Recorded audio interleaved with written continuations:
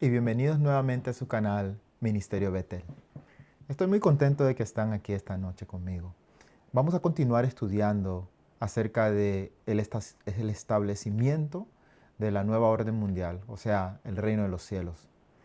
Y vamos a seguir viendo en el capítulo 7, esta vez identificando quién era el cuerno pequeño. En el estudio pasado estuvimos hablando acerca del cuerno pequeño, su comportamiento y sus características.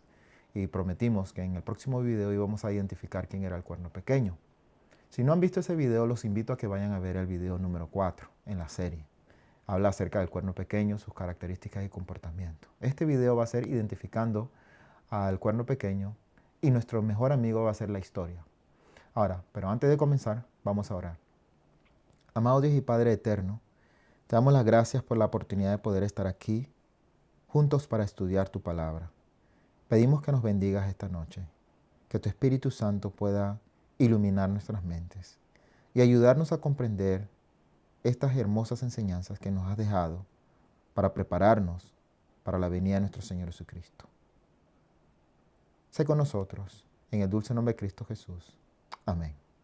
Sin más preámbulo, vamos a ir al capítulo 7 de Daniel y vamos a leer dos versículos, versículos 23 y 24. Ahora, estos dos versículos son una respuesta a una pregunta de Daniel, una incomodidad de Daniel. Daniel estaba incómodo porque vio que el cuerno pequeño estaba haciendo cosas muy extrañas y preguntó acerca de más detalles de la cuarta bestia, de los 10 cuernos y del cuerno pequeño. Y entonces en estos versículos está contestando eso. Pero dijo así: la cuarta bestia será un cuarto reino en la tierra, el cual será diferente a los otros reinos. Y a toda la tierra devorará, trillará y despedazará. Y los 10 cuernos significa que de aquel se levantarán 10 reyes, y tras ellos se levantará otro, el cual será diferente a los primeros, y a 3 reyes derribará. Ahora, esto es importante. Dice que la cuarta bestia es un cuarto reino. Nosotros identificamos este cuarto reino de acuerdo a la historia. Es Roma, que fue la que derrotó a, a Grecia. ¿Sí? En la historia venía Babilonia, Medo-Persia, Grecia y después Roma. Ahora, de acuerdo a esta profecía, Roma no iba a ser derrotada por ningún otro reino, sino es que iba a ser dividida en 10 reinos. Esos son los 10 cuernos que estamos viendo. Pero no solamente nos dice eso, sino nos dice que de estos 10 cuernos, después que surgían estos 10 cuernos, estos 10 reinos, iba a surgir otro reino y en su surgimiento iba a derrotar o iba a derribar 3 reinos o 3 cuernos. ¿Sí? Eso nos ayuda también a identificar entre la división de Roma en 10, quién era ese cuerno que derribó 3 reinos para poder establecerse. Una cosa también que tengo que mencionar aquí es, y lo estudiamos en el estudio pasado, que lo diferente que habla el versículo 24 dice, el cual será diferente a los primeros y a 3 reyes derribará. Ahora, cuando está diciendo que será diferente a los primeros, está hablando acerca de los primeros 10, ya que iban a surgir los 10, luego iba a surgir el cuerno pequeño y iba a derribar a 3. Entonces está diciendo que sería diferente a los 10, a los anteriores, ¿sí? Ahora, la diferencia que hemos podido ver a través de la historia es que este cuerno estaba aspirando no solamente al poder político, sino también al poder religioso. Ahora, eso también lo vemos en el lenguaje de Daniel cuando el ángel le dijo que iba a hablar grandes cosas en contra del Altísimo y a los santos del Altísimo iba a perseguir o iba a matar. ¿Sí? Entonces, estas dos cosas nos hacen saber que no solamente había una guerra horizontal contra los reinos para poder uh, ganar el poder político, sino también que había una guerra vertical para poder pelear en contra de Dios y sus principios. Y eso lo vamos a ver cuando estamos identificando al cuerno pequeño. Pero era importante que supieran que este cuerno, la diferencia es que era un cuerno que iba a ser político y religioso. ¿Sí? Ahora, habla acerca de 10 cuernos. Esos 10 cuernos los identificamos en el estudio pasado, ¿sí? Pero hoy también quiero hablar con ustedes un poco acerca de estos 10 cuernos. Ahora, de acuerdo a la historia, nos dice que estos 10 cuernos, y se lo voy a leer nuevamente, y también le voy a dar qué son hoy, ¿sí? Los 10 cuernos son los ostrogodos, los francos, los alemanes, los érulos, los burgundios, los vándalos, los suevos, los anglosajones, los lombardos y los visigodos.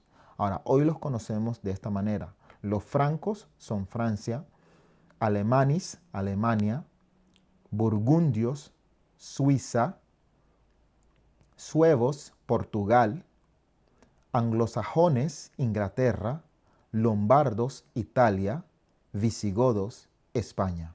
Ahora noten que yo no llamé el nombre de 3. Esos fueron los 3 que fueron arraigados o derrotados por el cuerno pequeño cuando iba surgiendo. No los mencioné porque hoy día no existen, pero esos son los ostrogodos, los érulos y los vándalos. Ahora, los años en que fueron exterminados estos fueron los años en el año 533, disculpen, en el año 493, 534 y 538. Ahora, esto es lo interesante.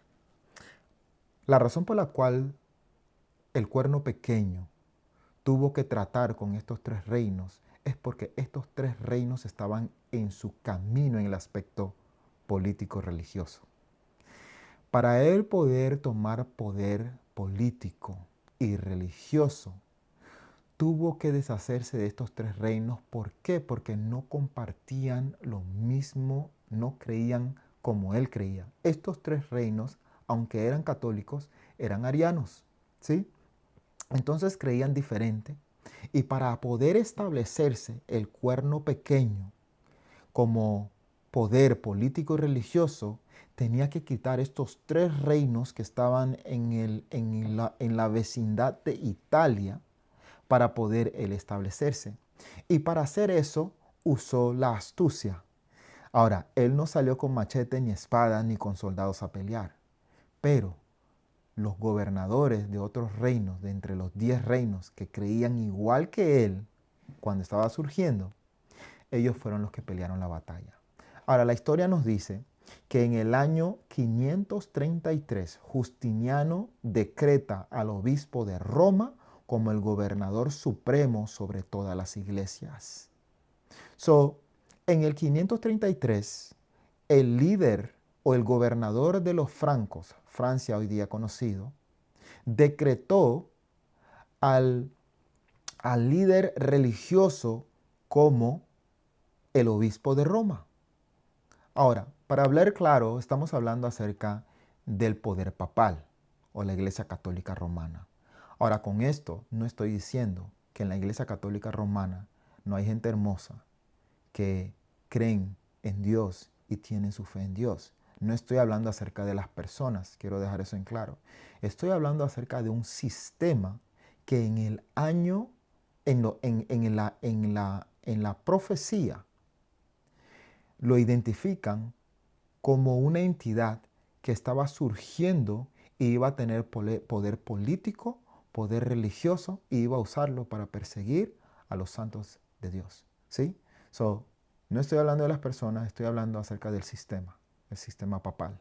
¿Están conmigo? Ok. En el año 533, Justiniano decreta al obispo de Roma como gobernador supremo de toda la iglesia. Pero hay un problema con eso. Él lo puso como gobernador sobre todas las iglesias, pero estos 3 reinos no comparten ese mismo pensamiento. Hay un problema. Él no puede gobernar donde no es aceptado. Entonces, para poder tratar con eso, lo que hicieron fue que le declararon guerra. Ahora, ¿cómo le declararon guerra? Poco a poco. Por ejemplo, aquí en la historia nos dice que el emperador Zenón derrota al primer cuerno en el año 493 a través de los ostrogodos. Lo que él hizo fue que usó a los ostrogodos, otro reino ariano, para poder derrocar al primer cuerno. Ese cuerno conocido como los érulos. Los érulos fueron derrocados en el año 493 por Zenón. ¿Sí? Ahora, después de eso, dice que el emperador Justiniano envía al general Belisario a conquistar a los vándalos en el año 534. So, en el año 534 cae otro cuerno. Ese otro cuerno igual compartía la misma creencia que el primero y estaba opuesta al cuerno pequeño que iba surgiendo. So, hay dos cuernos menos. ¿Sí? En el año 538, y esto es muy importante. Ahora, los ostrogodos sitiaron a Roma, pero cuando los sitiaron cometieron un error, dice la historia, y cortaron los acueductos. Esos acueductos hicieron pozos de agua y esos pequeños lagos de agua crearon mosquitos y crearon enfermedades y bajaron grandemente el número de los ostrogodos. Los ostrogodos se retiraron, entonces abandonaron. Entonces, en el 538, muy importante, fue el año en que surgió el poder del cuerno pequeño. Ahora le digo el año 538 porque necesitamos eso a través de la historia para identificar también al cuerno pequeño, ya que la Biblia nos dice el tiempo que iba a regir. Y eso está en profecía. Entonces, ya acabados los tres reinos, entonces el poder papal pudo surgir y pudo tomar el derecho que se le dio anteriormente de ser el gobernador sobre todos los líderes, ser el gobernador sobre todas las cabezas religiosas. ¿Sí? Ahora, vamos a seguir adelante porque quiero mostrarles algunas cosas en cuanto a los comportamientos. No es una clase de historia, la historia la usamos porque nos ayuda a identificar lo que está sucediendo, pero quiero que vayan conmigo al versículo 25. Y en el versículo 25 nos hablan acerca de algunas características que nos ayudan a identificar este cuerno pequeño. Versículo 25 dice lo siguiente: y hablará palabras contra el Altísimo, y a los santos del Altísimo quebrantará, y pensará en cambiar los tiempos y la ley, y serán entregados en su mano hasta tiempo y tiempos y medio tiempo. Ahora, lo primero que estamos viendo aquí son 4 cosas. La primera cosa es que hablará blasfemias contra el Altísimo. En el estudio pasado hablamos acerca del significado de lo que era blasfemia. Si no lo has visto, te invito a ver ese video nuevamente, ¿sí? Porque es muy importante para entender. Y dijimos que la blasfemia en contra del Altísimo era básicamente decir, siendo hombre, decir poder perdonar pecados. Esa era una blasfemia. La otra blasfemia era, siendo hombre, decir que eres Dios. Esas son 2 cosas que identifican al individuo como blasfemia. Punto número 2, quebrantará a los santos del Altísimo. Punto número 3, pensará en cambiar tiempos y ley. Punto número 4, los santos serían entregados a él por un tiempo, 2 tiempos y la mitad de un tiempo. Vamos a movernos rapidito para que podamos avanzar en tiempo. Ok, la primera característica que identifica a esta entidad, voy a compartirlo con ustedes. Dice, hablará grandes cosas contra el Altísimo, ¿sí? Y lo identificamos como, 1, siendo hombre, decir que puedes perdonar pecados. 2, siendo hombre, decir que eres Dios, ¿sí? Ahora, estos son tomados de la Iglesia Católica misma y puedes tú ir y hacer tu propia investigación. ¿Por qué? Porque estamos identificando al cuerno pequeño nuevamente, históricamente.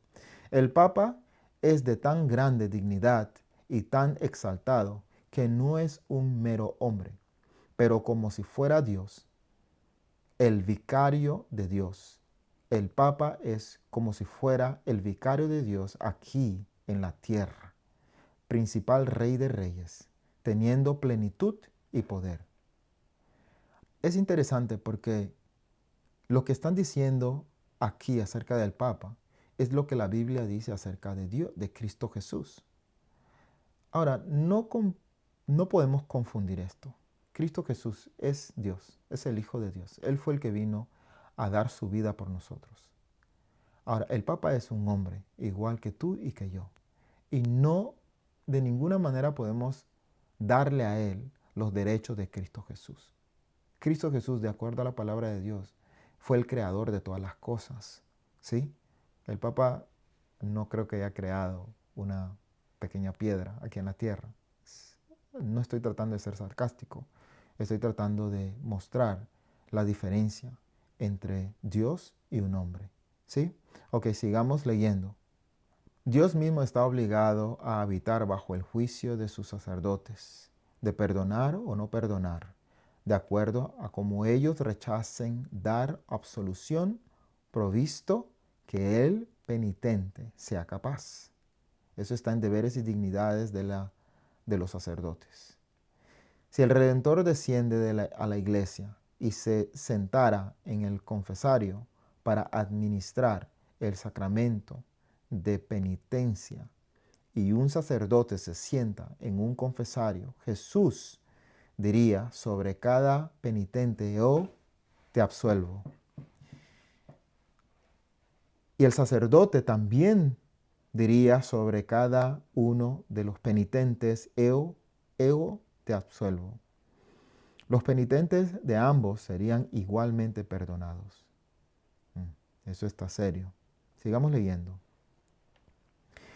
Ahora, no solamente hablaría palabras contra el Altísimo, esa es la primera característica, sino que dice: y a los santos del Altísimo quebrantará.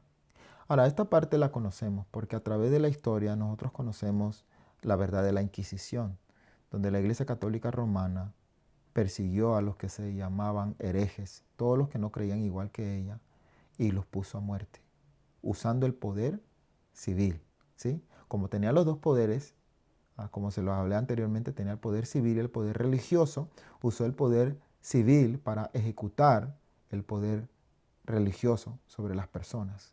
Ahora, este es un peligro. Por eso es que nosotros como cristianos no debemos de apoyar nunca la unión entre el poder civil y el poder religioso.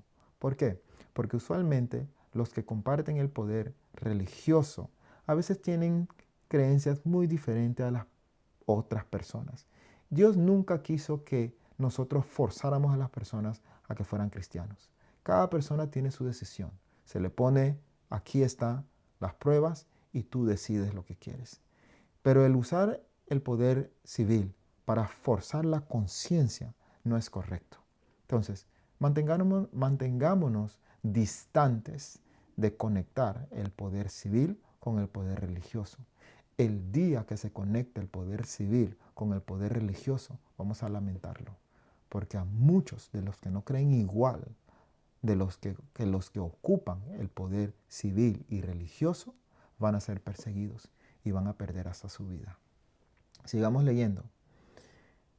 70.000 muertos en un día, en el día de San Bartolomé en Francia, 24 de agosto de 1572. Esto está documentado. Puedes ir y estudiar por ti mismo y ver la historia.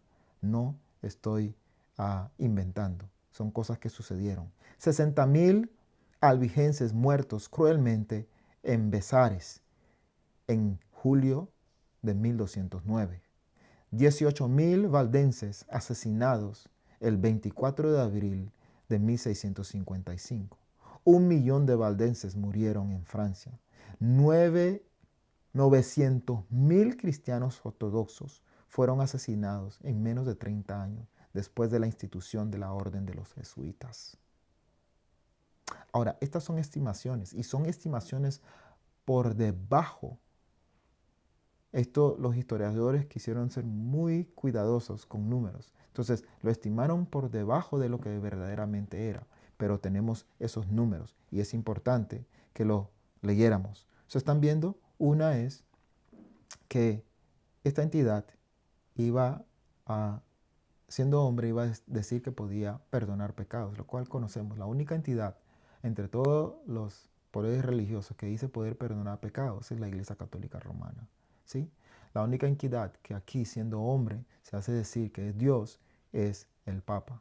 ¿Sí? Entonces, eso nos ayuda a identificar este poder religioso, este poder que iba a surgir en el año 538 después de Cristo. Seguimos leyendo.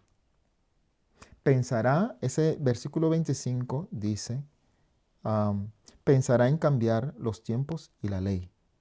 Esta es la tercera característica de esta entidad, que pensará en cambiar los tiempos y la ley. Ahora, cuando estudiamos un poco más acerca de esto, descubrimos que cuando habla acerca de que pensaba en cambiar los tiempos y la ley, lo que está diciendo es que estaba tratando de influenciar, de cambiar la ley de Dios. ¿Por qué dices eso, Aarón? Bueno, cada gobierno tiene derecho a cambiar su ley civil, ¿sí? Eso no es una cosa anormal o fuera de lo común que un reino cambie sus leyes.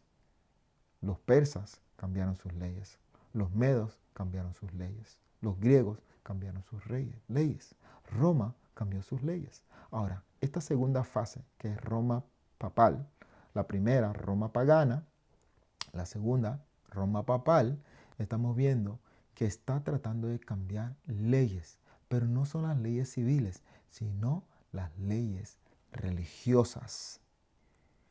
Porque estas son las únicas que verdaderamente son algo fuera de lo común, fuera de lo normal. Pero como mencionamos anteriormente, este poder iba a tener el poder religioso y el poder civil, ¿sí? Ahora, vamos a leer algunas de las cosas que dicen ellos acerca de esto. Dice, el Papa tiene el poder para cambiar tiempos, para abrogar leyes y para dispensar con todas las cosas hasta los preceptos de Cristo. Él puede pronunciar sentencias y juicios y contradicción a los derechos de las naciones y a la ley de Dios y del hombre. ¿Están viendo? Nuevamente estamos viendo un ataque en contra del aspecto religioso o de Dios, porque está diciendo que Él puede cambiar la ley de Dios.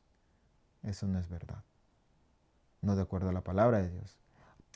Aquí estamos viendo cómo el cuerno pequeño dice tener derecho para cambiar las leyes de Dios. Ahora, cuando habla acerca de cambiar tiempos y leyes, la única ley que está involucrada, que tiene tiempo, se encuentra en los 10 mandamientos. Lo que está diciendo el versículo, que no solamente iba a cambiar la ley de Dios, que son los 10 mandamientos, sino que también iba a cambiar en particular uno de los mandamientos que tienen que ver con, con el tiempo. ¿Están conmigo? Con el tiempo.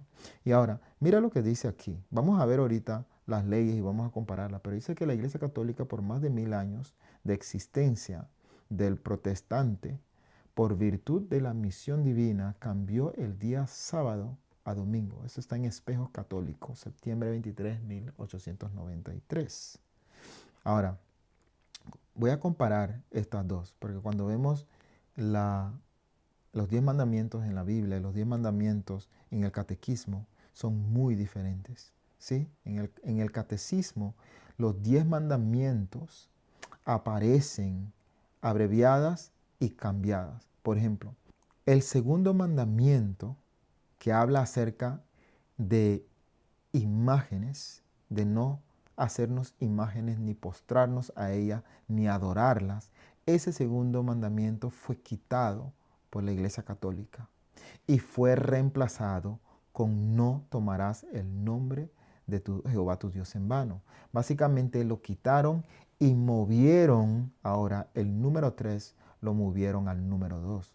No solamente hicieron eso, pero para compensar la falta de ese mandamiento que fue removido totalmente, lo que hicieron fue que agarraron el mandamiento número 10, que dice, el mandamiento número 10, que dice, no codiciarás la casa de tu prójimo, no codiciarás a la mujer de tu prójimo, ni su siervo, ni su criada, ni su buey, ni su asno, ni cosa alguna de tu prójimo. Esa la agarraron y la dividieron en dos. Y lo que hicieron fue que pusieron, no codiciarás, no consentirás pensamientos ni deseos impuros.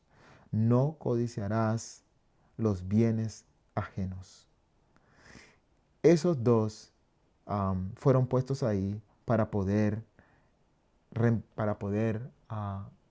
llenar el espacio de la que faltaba.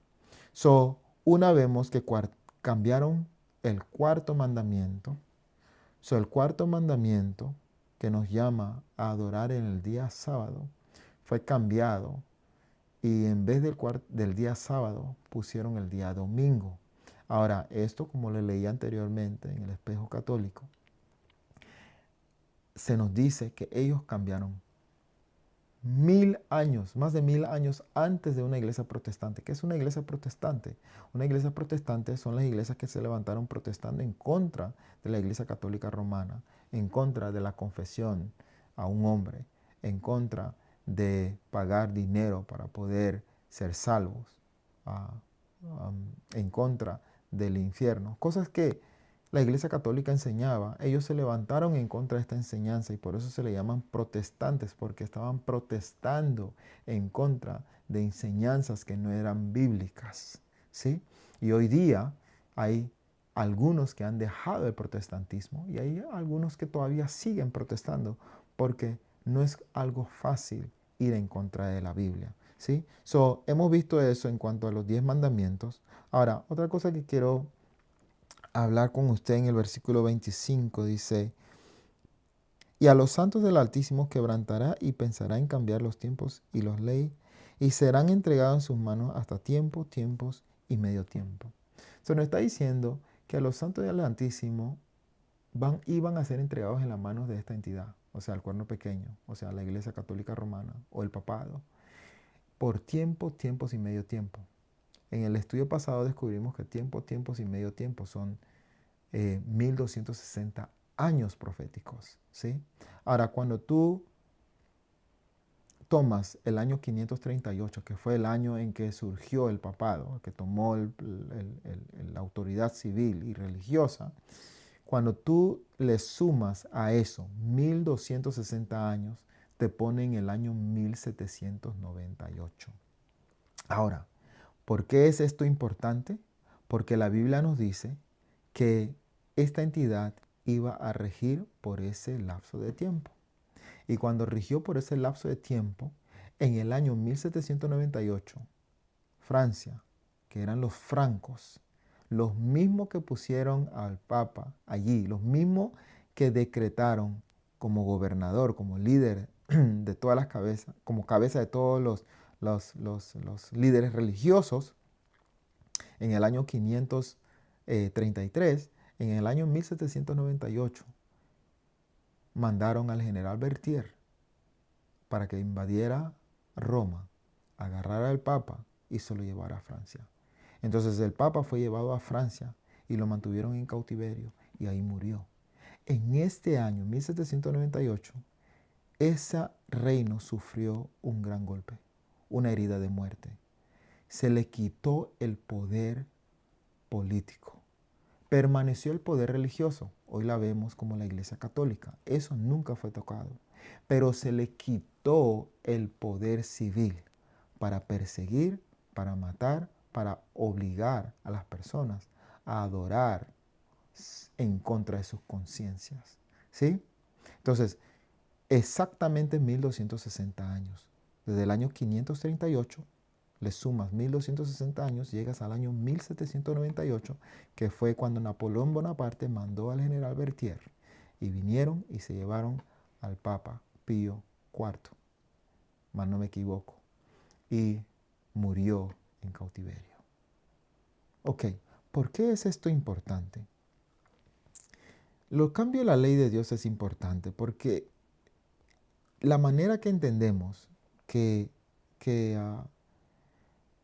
¿qué es pecado? Es a través de la ley de Dios. En primera de Juan 3:4, comparto algo con ustedes y los dejo con esto.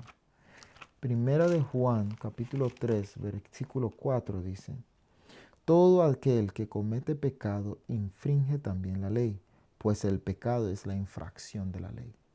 So, de acuerdo a Juan, Juan está diciendo que para tú saber lo que es pecado, necesitas la ley, porque el pecado es la infracción de la ley. Por eso sabemos que no debemos de mentir, no debemos de robar, ¿verdad?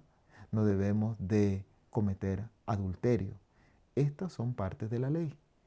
Y la violación de esto trae la muerte. ¿Cómo se dio eso? Vamos a Romanos 6:23. Romanos capítulo 6, versículo 23 dice lo siguiente.